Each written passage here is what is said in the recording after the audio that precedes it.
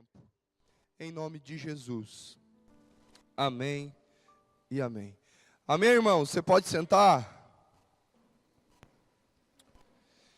Irmãos, eu estou apavorado. Minha voz está pior do que eu pensei. Hã? Parece quem? O Admilson?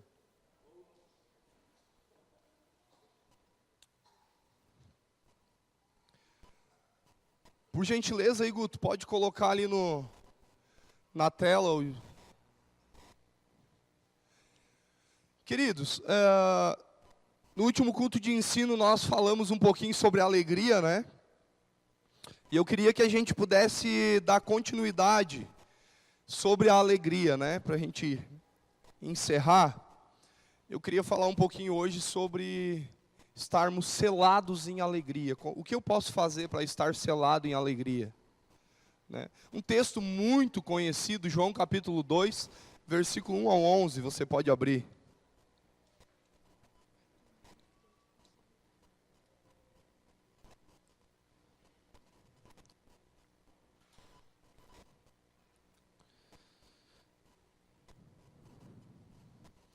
João capítulo 2.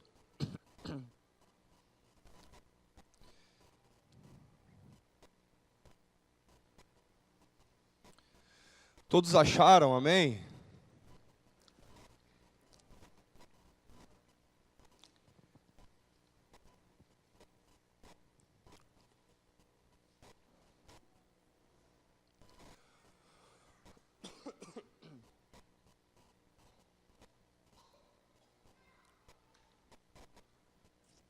Posso ler? Vamos ler então. No terceiro dia houve um casamento em Caná da Galileia. A mãe de Jesus estava ali. Jesus e seus discípulos também haviam sido convidados para o casamento.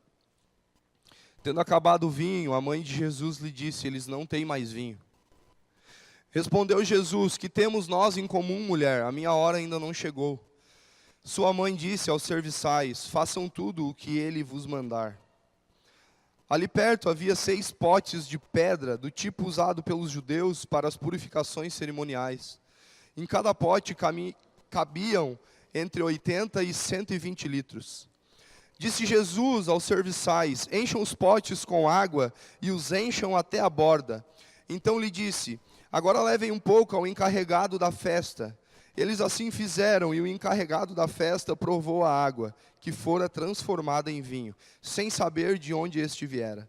Embora o soubessem os serviçais que haviam tirado a água, então chamou o noivo e disse: todos servem primeiro o melhor vinho, e depois que os convidados já beberam bastante, o vinho inferior é servido. Mas você guardou o melhor até agora. Esse sinal miraculoso em Caná da Galileia foi o primeiro que Jesus realizou. Revelou assim a sua glória,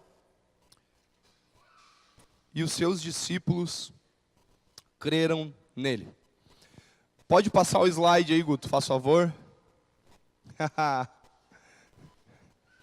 Viu, gente? É dia de alegria. Selados em alegria. Ali, ó. Até o macaquinho tá alegre, ó. Viu o sorrisão? Uma fotinho para dar uma descontraída. Mas pode passar de novo. Queridos, vamos lá. Versículo 1 e 2. Como eu posso ser selado em alegria, com a alegria que vem do Senhor? Como eu posso? Jesus foi convidado para o casamento. Aqui em capítulo 2 de João, nós vemos uma festa de casamento, onde Jesus e os seus discípulos foram convidados. Ali embaixo está escrito assim: muitos preocupam-se por não terem alegria, mas deveriam estar mais preocupados pelo fato de não convidarem Jesus. Nós vemos aqui uma festa de casamento, onde está Jesus e os seus discípulos, onde ele realiza o seu primeiro milagre. E talvez, por muitas vezes a gente leu esse texto, e a gente se impressionou com tantas coisas, que a gente leu, ou pensou: olha só, faltou o vinho. E a gente sabe, irmãos, que biblicamente o vinho, ele simboliza a alegria. Mas eu quero dizer para você que o maior problema não é faltar o vinho. O maior problema é quando Jesus não é convidado. Porque ainda que falte vinho, se Jesus for convidado, Ele vai transformar a água em vinho. Então muitos estão preocupados porque a alegria está indo embora, sendo que a maior preocupação deveria ser: será que Jesus está sendo convidado para essa festa? Imagina, pensar assim, o maior problema é o vinho acabar. E aí você se depara naquela situação, mas de repente você não sabe aonde você tem que correr. Você não sabe para que lado você vai. Por quê? Porque Jesus não está ali. Então, ainda que o vinho acabe, ainda que a alegria acabe, irmãos, a questão é: Jesus está sendo convidado para essa festa ou não? Desafios todos nós temos, mas se Jesus está sendo convidado para a festa, o vinho não vai acabar. A alegria não vai acabar. A alegria só acaba onde Jesus não é convidado. O maior problema é não convidar Jesus. Se você deseja ser selado em alegria, convide Jesus para a festa de casamento. Convide Jesus para ser um participante da sua vida. Sabe o que acontece? Muitos querem a alegria, mas não querem convidar Jesus. E quando o vinho acaba, não tem milagre, porque só Ele pode fazer milagre. Quando o vinho acaba, não tem para onde correr. Por isso que às vezes algumas pessoas desesperadas procuram eu e você porque estão passando por algumas dificuldades. Sabe por quê? Porque o vinho acabou, elas querem alegria. Mas é necessário saber que a alegria só pode voltar se Jesus for convidado para a festa. É muito importante Jesus ser convidado para a festa. O maior problema não é uma festa ter imprevisto, é numa festa Jesus não ser convidado. O maior problema não foi o vinho acabar, seria se Jesus não tivesse sido convidado para aquela festa. Então que a gente consiga ter isso em mente, que o maior problema não é a falta de alegria, mas é não convidar Jesus para fazer parte da nossa vida, para fazer parte dessa festa.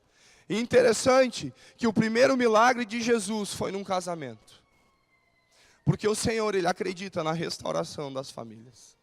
Mas é necessário colocar Ele no centro da nossa vida. Colocar Ele como alguém que é convidado para fazer parte dessa festa. Pode passar o slide novamente. Versículo 3, vamos ler o versículo 3. Tendo acabado o vinho, a mãe de Jesus lhe disse: eles não têm mais vinho. A dificuldade precisa ser colocada diante da pessoa certa. Por que que a mãe de Jesus falou para Jesus: eles não têm mais vinho? Porque Jesus tinha sido convidado para aquela festa. Agora entenda que se você quer ser selado com a alegria que vem do Senhor, você precisa procurar a pessoa certa diante das suas dificuldades. A mãe de Jesus procurou Jesus, porque Ele era a pessoa certa. Se você não convida Jesus para o casamento, no dia da dificuldade, você vai se apoiar na pessoa errada. Imagina, você não convida Jesus para o seu casamento. E aí acaba o vinho na festa de casamento. Acaba a alegria diante daquilo que você está fazendo. Para quem você vai correr? Sabe o que acontece, irmãos? Muitas vezes a gente tem visto pessoas que o vinho está acabando. E elas estão se apoiando em lugares errados, porque Jesus não foi convidado para a festa. Quando Jesus não é convidado para a festa, você acha que seu discipulador tem que resolver a sua vida. Quando Jesus não é convidado para a festa, você acha que a igreja é injusta e tem que assumir todas as responsabilidades das suas escolhas. Quando Jesus não é convidado para a festa, você se apoia em pessoas: a minha vida não muda por causa dele. Mas nós precisamos entender que se Jesus for convidado para a festa, nós vamos poder recorrer a Ele. E Ele sim vai nos ajudar para que essa alegria retorne. Para que esse vinho, para que essa alegria continue sendo real no meio da festa. Então aí está uma resposta para muitas coisas que a gente vê. Por que que muitas vezes Existem pessoas apoiadas em lugares errados, porque Jesus não é o convidado da festa, não é o convidado especial. Se ele for o convidado especial, na hora certa, você vai se apoiar. Se ele for o convidado especial, você não vai se apoiar numa pessoa errada. Irmãos, me entendam bem, não tem problema você pedir ajuda para o seu discipulador. Não tem problema você pedir ajuda para alguém maduro, isso não é um problema. O problema é quando nós achamos que essas pessoas têm responsabilidade sobre a nossa vida. O problema é quando nós crescemos em um nível espiritual, achamos que nos tornamos pessoas mais maduras, mas chega em momentos de dificuldades, a gente fala o que tem que mudar, mas você pergunta para aquela pessoa: quanto você já orou por isso? O quanto você já jejuou por isso? O quanto você já buscou a Deus por isso? O quanto você está se relacionando com Deus para que Ele toque a sua vida e o vinho novo volte? E aí a pessoa olha para você com os olhinhos de sapo, ela olha para você e diz assim: pois é, não orei ainda. Vai orar quando, querido? Discipuladores são canais de Deus para abençoar a sua vida, mas quem transforma é Jesus. Quem transforma é a palavra. Eu vou no discipulado, que o discipulado vai me transformar. Deus pode usar o discipulado e manifestar a sua glória e o seu poder. Mas você precisa entender que quem faz é Jesus. Quem faz é Jesus. Então, se nos apoiamos no lugar errado, talvez é porque Jesus não está sendo convidado para essa festa. Se ele estiver na festa, alguém vai chegar nele e vai dizer assim: Jesus, faltou o vinho. A alegria faltou. Porque chega um momento na nossa vida, irmãos, que parece que o vinho ele acaba. Parece que fica difícil ser alguém alegre. Mas se a gente está firme com Jesus, a alegria não vai faltar.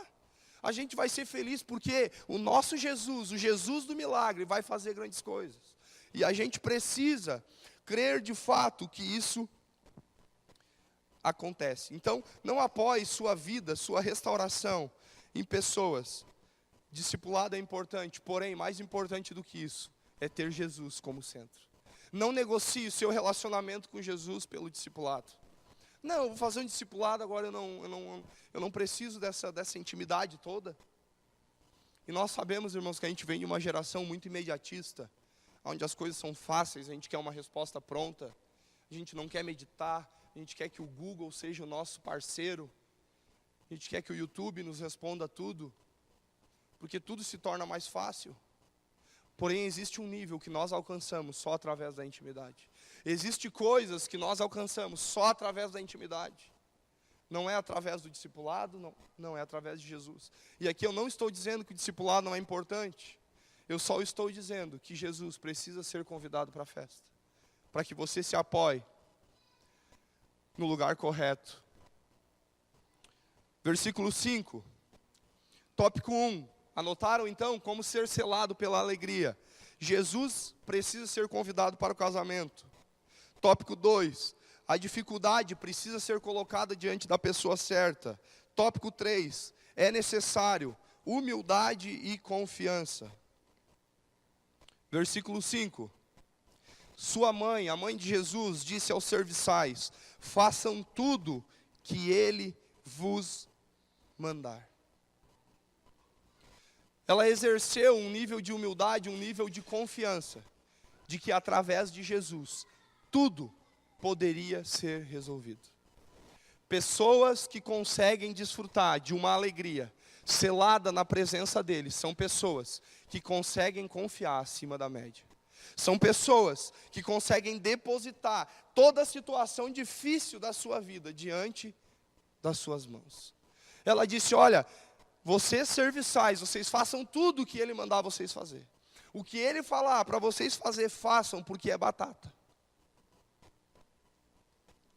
A pergunta que fica: será que nós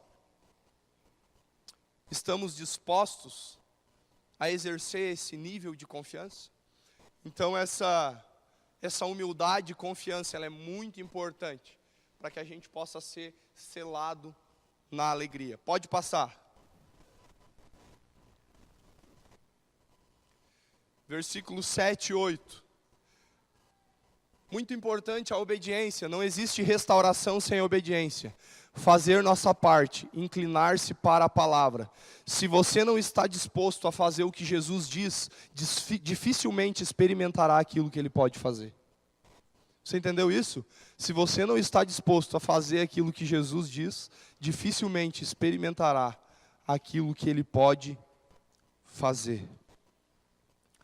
Versículo 7 e 8, vamos ler. Disse-lhe Jesus aos serviçais: encham os potes com água, e os encheram até a borda. Então lhe disse: agora levem um pouco ao encarregado da festa. Jesus disse: encham os potes com água, disse para os serviçais, ou seja, isso exigiu obediência. Nós precisamos entender que todo milagre, ele é consequência de alguém que se posiciona em obediência. De alguém que exerce fé, de alguém que exerce obediência. Então o milagre, o vinho não falta. Porém, existe um posicionamento que é meu e seu, e existe algo que é Jesus que faz. E eles obedeceram, eles se posicionaram. Agora, deixa eu dizer algo para você. Eles precisaram colocar águas nos potes. E isso fala da nossa parte, daquilo que nós temos condições de apresentar ao Senhor. Lembra na multiplicação de pães e peixes? O milagre aconteceu do nada assim, tipo, tchananã, pá, e montoeira de peixe, pão e aquela coisa. Foi assim? Não foi. Tragam até mim o que vocês têm. Porque se a gente quer experimentar o milagre, o mínimo que a gente tem que fazer é entregar para Ele o que a gente pode entregar.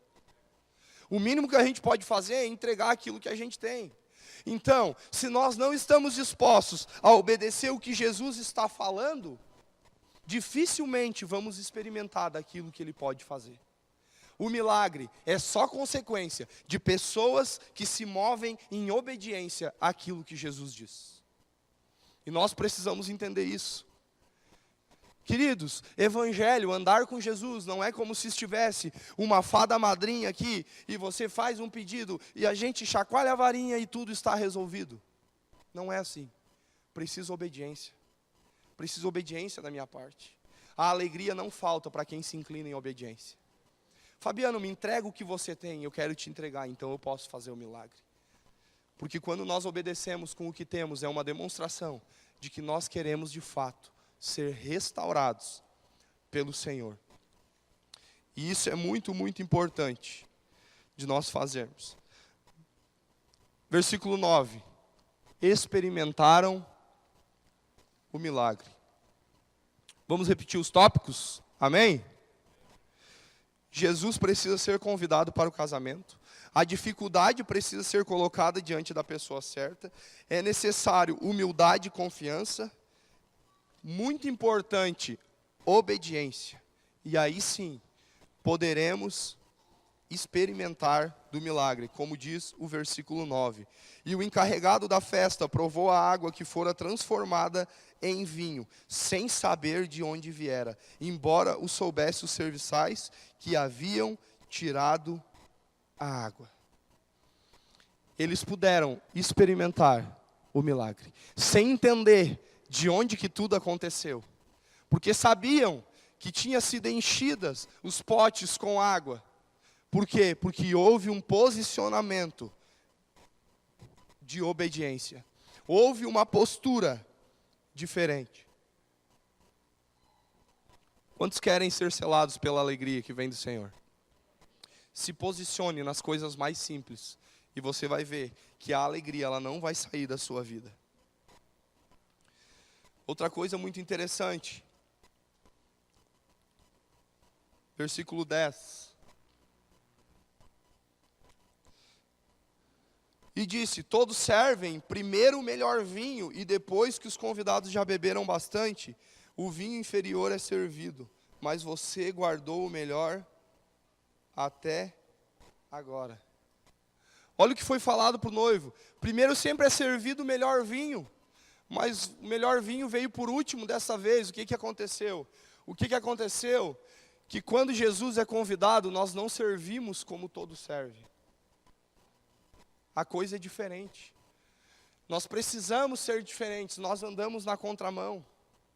Quando é Jesus que está fazendo, mas todo mundo está fazendo assim, todo mundo fez assim. Mas você não é todo mundo, você é alguém especial que convidou Jesus para ser o centro, que convidou Jesus para fazer parte da sua vida.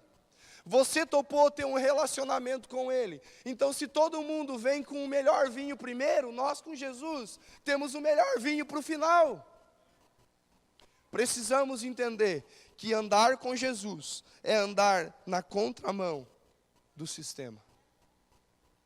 E no versículo 11, a Bíblia diz que os discípulos creram nele.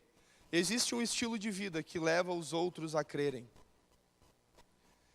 Se nós obedecermos, se nós nos posicionarmos e colocarmos Jesus no centro da nossa vida, existe um estilo de vida que vai levar pessoas a crescerem em fé diante do Senhor. A pergunta que fica: será que eu sou um motivo pelo qual as pessoas crescem em fé ou em incredulidade? O teu estilo de vida determina se algumas pessoas que convivem com você estão crescendo em fé ou em incredulidade. Jesus não deixa de ser poderoso porque nós não correspondemos àquilo que Ele faz. Porém, para aqueles que não conhecem Jesus, eles olham para nós e não conseguem ver Jesus, quando não temos um estilo de vida, de convidar Jesus para a festa, de obedecer, de desenvolver todos esses tópicos. Agora, se você viver passo a passo esses versículos e esses tópicos que nós citamos, muitos vão crer em Jesus. Muitos vão crescer em fé. Muitos vão se desenvolver diante da presença de Deus. Eu quero ser um motivo pelo qual as pessoas creem cada vez mais em Jesus. Lembra lá quando Sansão saiu do propósito de Deus, o que aconteceu? Quando Sansão saiu do propósito de Deus, ele chegou a virar a diversão dos inimigos. E a Bíblia diz que eles começaram a adorar o Deus Dagon, porque eles diziam uns aos outros: certamente o nosso Deus nos entregou nas mãos este filisteu. Ou seja, aquele estilo de vida de Sansão para aquele momento potencializou a adoração daquele povo para outros deuses. O fato de Sansão sair do propósito fez com que aquele povo acreditasse que o Deus Dagon era poderoso e não o Deus que Sansão servia. Porque em certo momento da sua vida ele saiu do propósito. O nosso estilo de vida pode reforçar a adoração de pessoas a outros deuses. Eu não sei para você, irmãos, mas isso para mim é muito forte. Então, o meu estilo de vida vai determinar também se pessoas vão crer e vão se desenvolver mais ainda em Jesus. Jesus, por si só, é poderoso, é capaz de resgatar alguém, com certeza, obviamente. Mas o que mais essa geração está precisando é de pessoas que são referência. De pessoas que ela possa olhar e que possa imitar. Conforme o estudo que nós passamos hoje de Timóteo, irmãos, aonde Paulo era referência para Timóteo, aonde Paulo fala daquilo que é capaz da Bíblia fazer na vida de uma pessoa, para que ela possa ser equipada para toda boa obra, mas Paulo, ele era referência. Pergunta que fica para mim e para você: você é um motivo pelo qual as pessoas estão crendo mais ou se tornando mais incrédulas?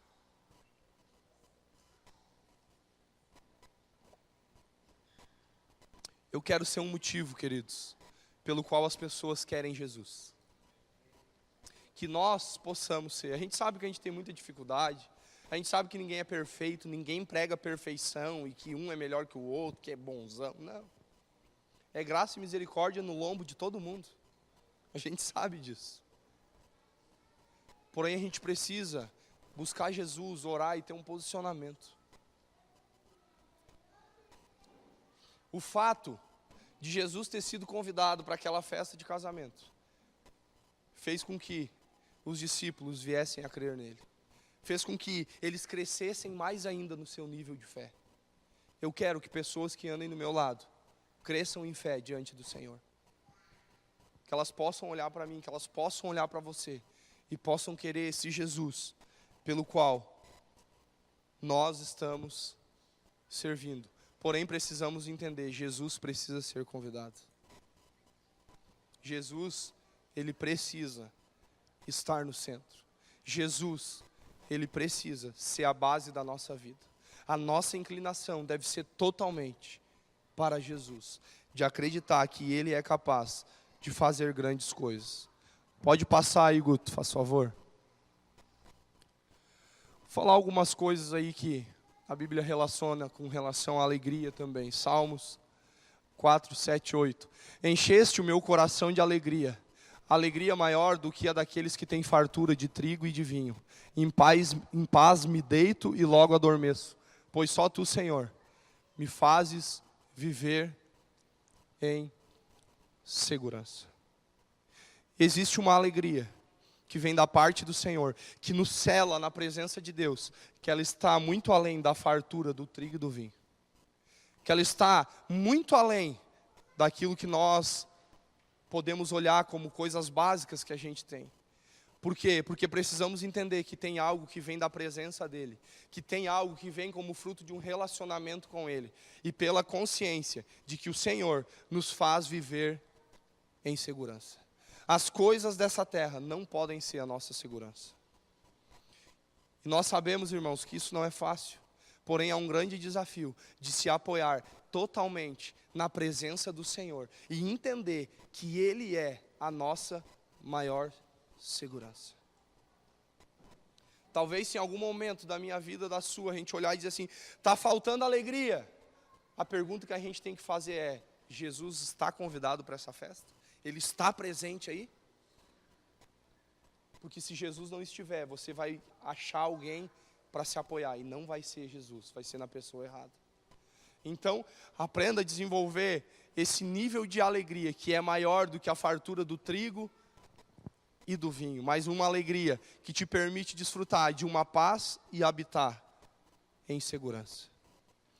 Nós precisamos crescer juntos nisso, sermos como a igreja primitiva, que realmente vivia uma alegria no Senhor. Pode passar. Volta, por favor, Guto. Pois a sua ira só dura um instante, mas o seu favor dura a vida toda.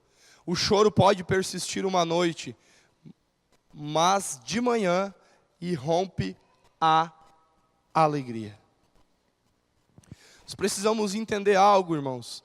Muitas vezes a gente já ouviu vários pregadores pregar e falar tantas coisas, e falar o choro pode durar uma noite, mas a alegria vem pela manhã, e aquela coisa toda, e a gente fica aleluiado, porque pela manhã vem a alegria.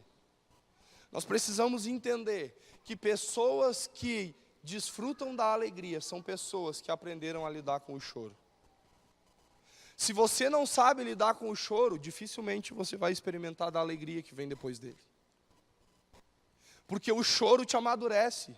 O choro faz você forte. O choro faz você crescer. O choro te desenvolve. Porém, se você não lidar com o choro, você não vai saber e não vai ter como desfrutar da alegria. Persevere diante do choro para poder realmente experimentar da alegria que vem após esse choro, que vem após essa dificuldade. Existe uma alegria que vem do Senhor. Por isso nós precisamos ter a nossa esperança no Senhor e não nas circunstâncias. Existe uma alegria plena que não depende das coisas, que não depende das coisas da terra, que vem da parte do Senhor, e que nós possamos crescer diante disso. Pode passar. Provérbios 12, 20. O engano está no coração dos que maquinam o mal, mas a alegria está entre os que promovem a paz.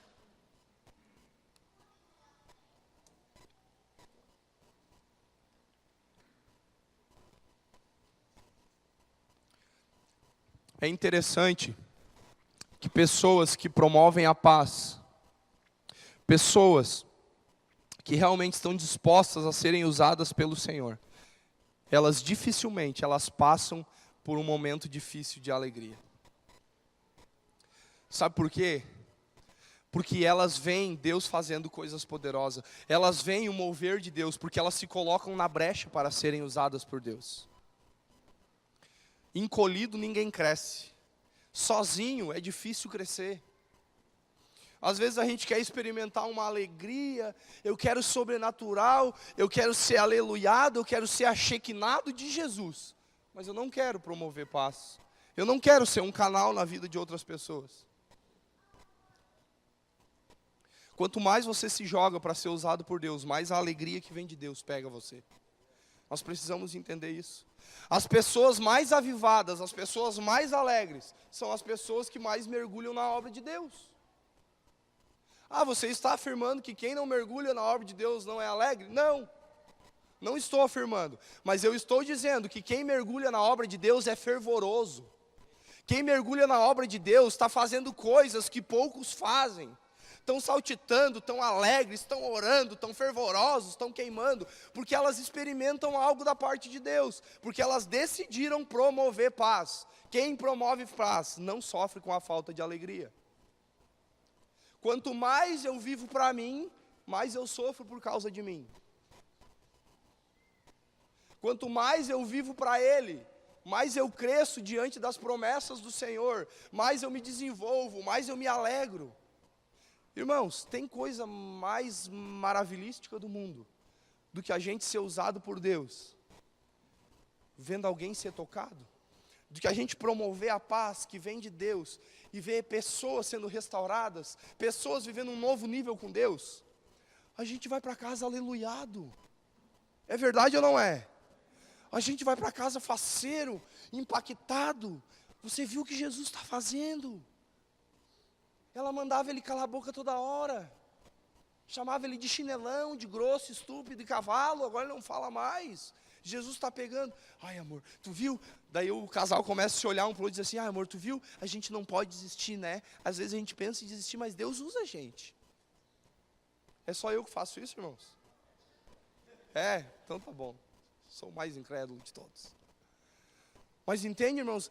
É interessante o quanto a disposição de promover paz, o quanto a disposição de se jogar na obra nos permite ser pessoas avivadas, nos permite ser pessoas que crescem. Às vezes a gente quer ficar sozinho e quer ser os mais alegres da face da terra. Não falaram no meu nome, também nunca fez amizade com ninguém.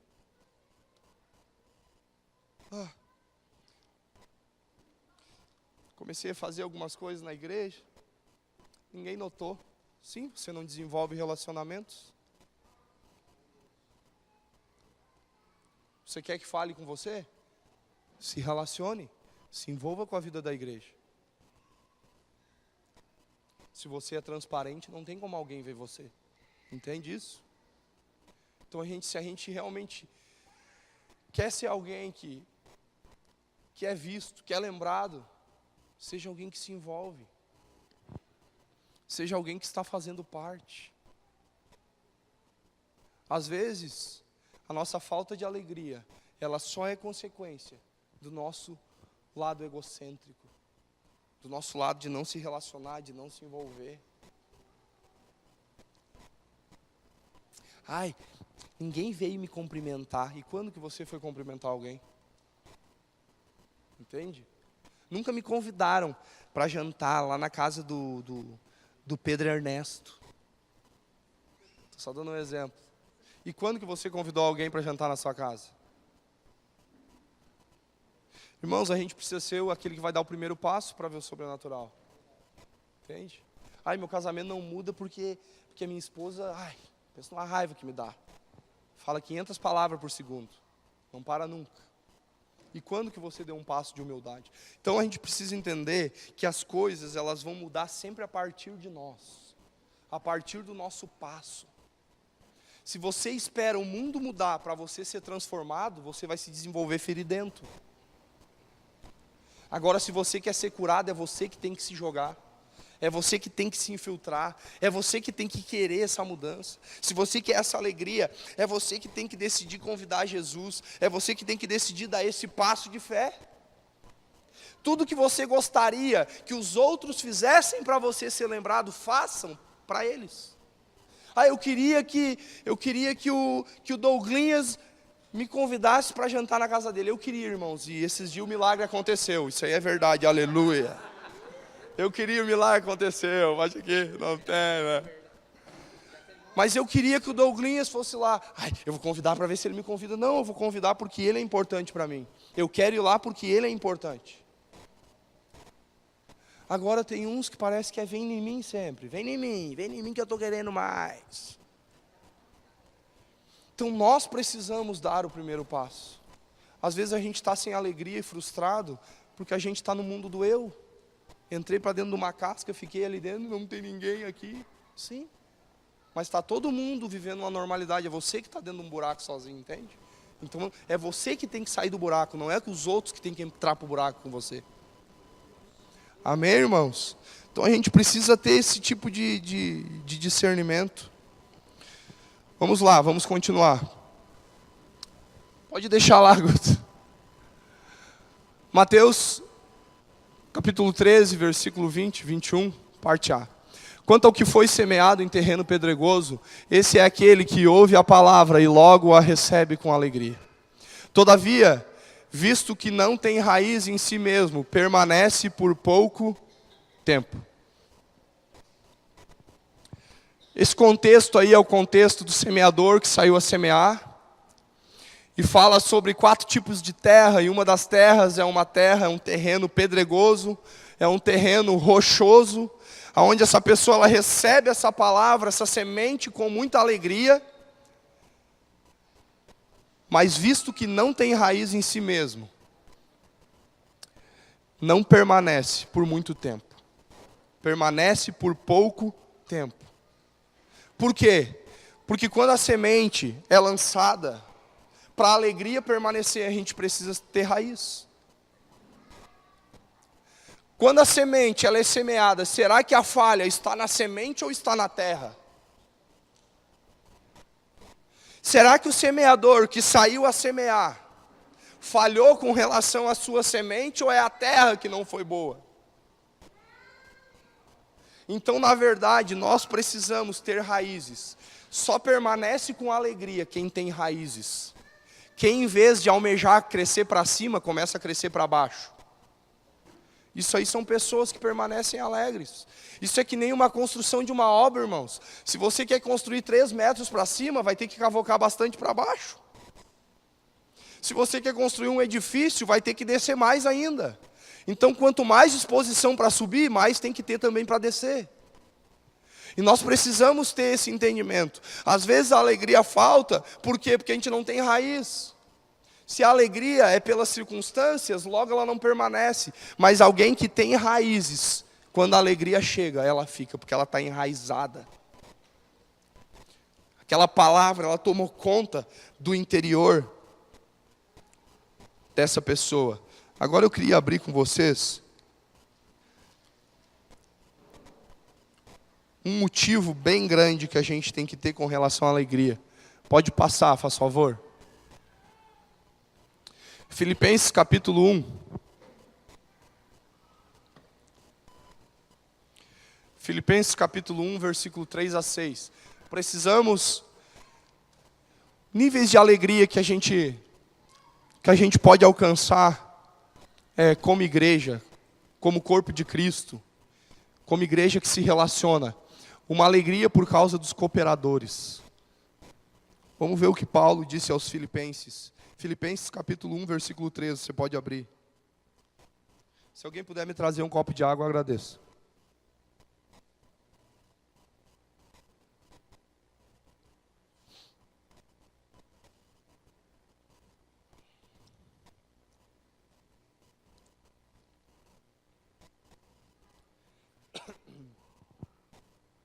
Todos estão entendendo, irmãos? Amém? Posso ler? Filipenses capítulo 1, versículo 13. Olha só o que diz Paulo. Obrigado. Agradeço a meu Deus toda vez que me lembro de vocês. Em todas as minhas orações em favor de vocês. Sempre oro com alegria, por causa da cooperação que vocês têm dado ao Evangelho. desde o primeiro dia até agora. Estou convencido de que aquele que começou a boa obra em vocês vai completar até o dia de Cristo. Paulo, ele aprendeu e ele desenvolveu uma alegria por causa dos cooperadores com o Evangelho. Nós precisamos desenvolver um nível de alegria por causa daqueles que estão cooperando com o Evangelho do Senhor. Paulo diz, olha, eu oro com alegria por vocês, por causa da cooperação que vocês têm com o Evangelho. Nós, como corpo de Cristo, precisamos orar uns pelos outros, porque eu creio que aqui neste lugar tem muitos cooperadores. Você precisa orar pela sua liderança, você precisa orar pelos seus discípulos, você precisa orar pela sua célula, porque são os cooperadores do Evangelho. E isso é um grande motivo para que o nosso coração se encha de alegria. Irmãos, eu tenho me alegrado demais com relação hoje à equipe, à igreja aqui, com todos os irmãos, com o coração que os irmãos têm com relação à cooperação do Evangelho. E isso tem sido o motivo que me leva a orar e também me alegrar. A gente, como diz Paulo no verso 3, agradeço meu Deus toda vez que me lembro de vocês. Ele desenvolveu um coração grato por causa dos cooperadores do Evangelho. Nós precisamos ser gratos, irmãos, pelo lugar que nós estamos. Diga aí para o irmão que está do seu lado, nós somos privilegiados pela igreja que nós somos. Sabia que você é privilegiado? Sabia que eu sou privilegiado? Nós somos privilegiados, irmãos. Vocês, por meio de Jesus, através dessa cooperação, precisam ser um motivo de grande alegria para mim. Nós precisamos ser motivo de alegria uns para os outros. Porque tem muita gente se dedicando por causa do Evangelho, por causa da obra de Deus. Quando a gente entende a gratidão e a alegria dos cooperadores, a gente não tem mais a alegria da crítica, a alegria de apontar o dedo, a alegria de julgar, a alegria de queremos sermos justiceiros, porque a gente se alegra com os cooperadores. Quantos cooperadores têm de fato se dedicado muito e pagado um preço alto pela obra de Deus? Nós precisamos de alegria por causa dos cooperadores. Amém? Vamos abrir a palavra de Deus no último texto.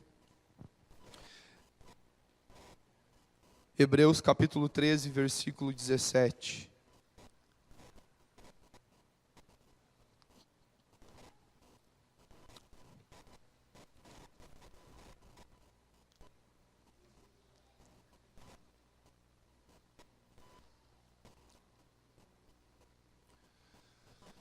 Hebreus capítulo 13, versículo 17.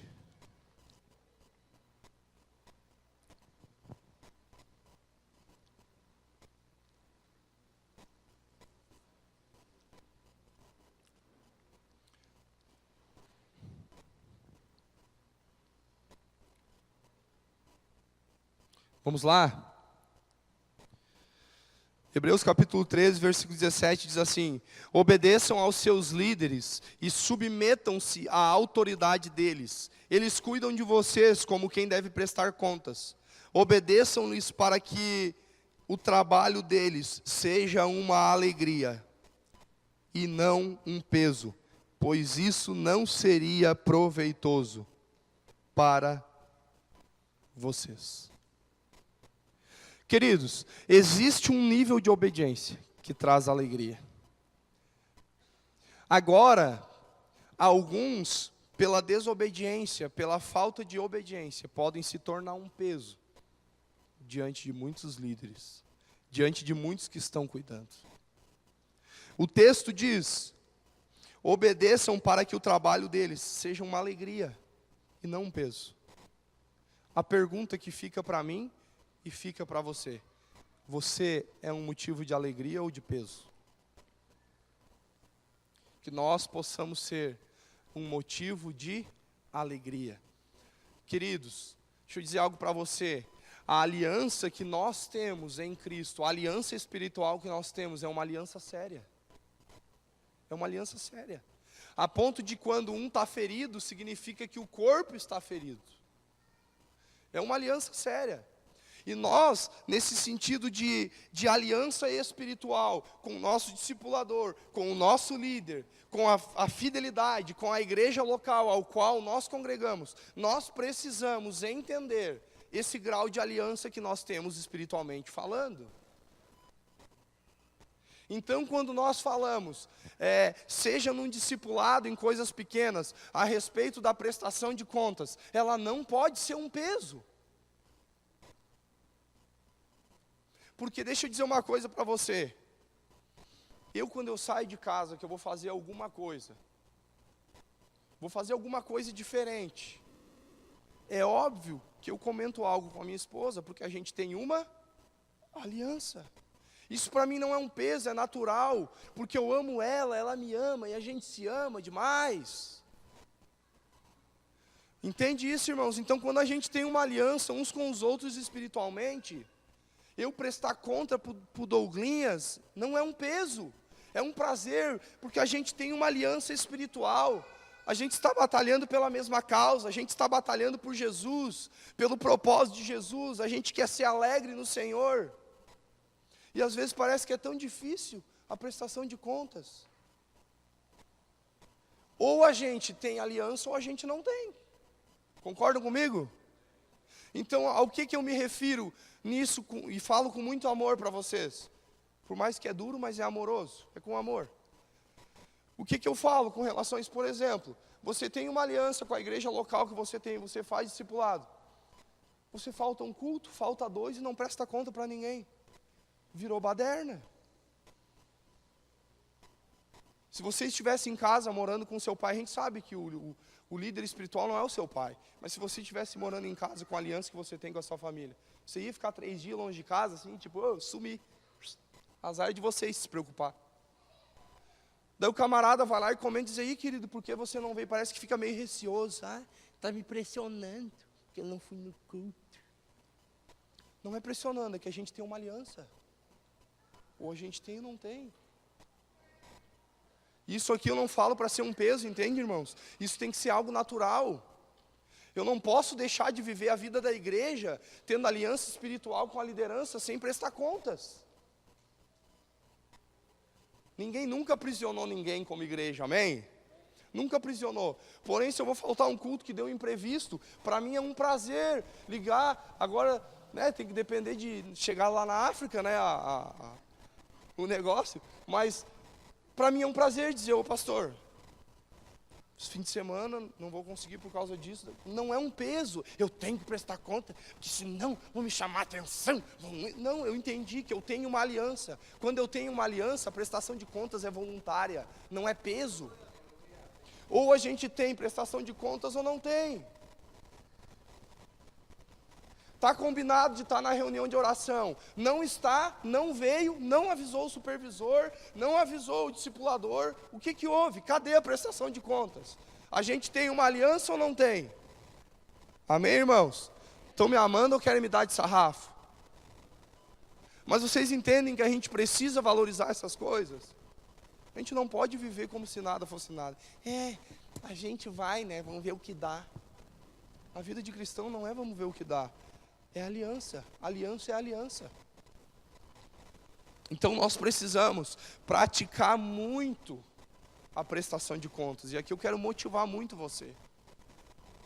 Muito, muito, muito, de todo o meu coração. E outra coisa que eu queria ressaltar, queridos. Prestação de contas não se dá depois que você está ausente. Prestação de contas é antes da ausência.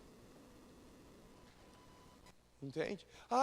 Eu não fui, eu não cumpri com aquela responsabilidade lá, porque me deu um imprevisto, daí o compromisso era domingo, daí chegou sexta que vem, foi avisar. Sexta da outra semana, daí foi avisar.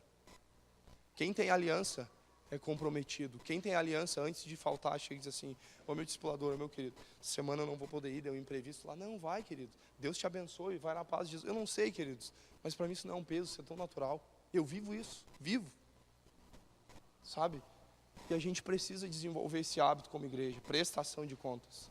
Isso é muito, muito, muito importante. Nós fomos chamados para fazer além do que foi pedido, para fazer acima da média, para crescermos em alegria, mas com compromisso. E essa prestação de contas, ela precisa ser voluntária, de um coração que entendeu: eu sou discípulo, eu sou discípulo, eu sou discípulo, eu vou prestar conta. Então, se eu não estou, eu vou comunicar. Porque a gente precisa desenvolver um fundamento assim na igreja, para que a igreja possa ser sadia, para que a igreja possa ser conectada. Amém? Vamos ficar de pé.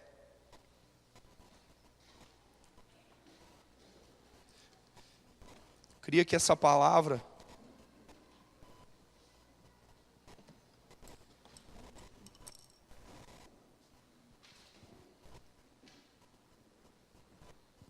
ela ficasse selada no seu coração. Queria pedir para você fechar os teus olhos.